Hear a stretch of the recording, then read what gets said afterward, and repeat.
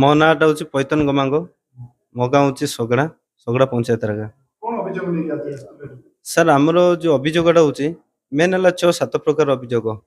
କାରଣ ଯେହେତୁ ଦେଖନ୍ତୁ ସାର୍ ଆମର ଯେଉଁ ବହର କଥା, ବହର ପୁଣି ଟ୍ୟାଙ୍କିଟା ଲଗାଇ ଦେଇଛନ୍ତି, ସେଟାର ବିଲ୍ ବାଲ୍ ହେଇଯାଇଛି, କିନ୍ତୁ ସେ ବହରଟା ଏପର୍ଯ୍ୟନ୍ତ ସମ୍ପୂର୍ଣ୍ଣ ହେଇନାହିଁ। ପୁଣି ଆଉ ଛେଳି ଦେବି ବୋଲି ଯେଉଁ ସଂଘ ମାଆମାନଙ୍କୁ ଦେବି ବୋଲି କହିଲା, କିନ୍ତୁ ସେଇ ଜିନିଷଟା ନ ଦେଇ କୁକୁଡ଼ା ବି ଦେଇନି, ଛେଳି ବି ଦେଇନି, ଏମିତି ହେଇକି ଅସମ୍ପୂର୍ଣ୍ଣ କାମ କରିଛନ୍ତି ସାର୍। ଅସୀମା ରାଉ, ଅସୀମା ରାଉ ଅଭିଯୋଗ ସେଟା ସମ୍ପୂର୍ଣ୍ଣ କରିଥିଲେ ଭଲ ହୁଅନ୍ତା ସାର୍। ସେଟା ତ ସମ୍ପୂର୍ଣ୍ଣ କରିନାହାନ୍ତି, ସେଟାରୁ ସବୁ ବିଲ୍ ବାଲ୍ ଉଠେଇ ଦେଇକି ପୁଣି ଅସମ୍ପୂର୍ଣ୍ଣ ସେମିତି ରହିଗଲା। ସେଟାରେ ତ ସାର୍ ସେଇଟା ତ ମୁଁ କହିପାରିବିନି ସାର୍।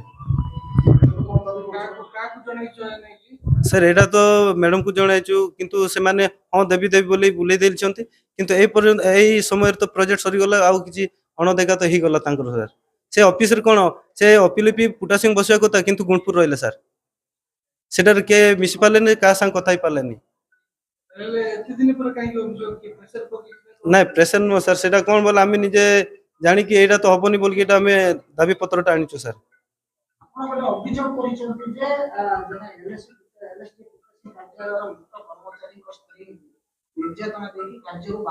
ହଁ, ତାଙ୍କୁ କେସ୍ କରିବା ପାଇଁ ମଧ୍ୟ ତାଙ୍କୁ ଧମକ ଦେଇଛନ୍ତି ସାର୍।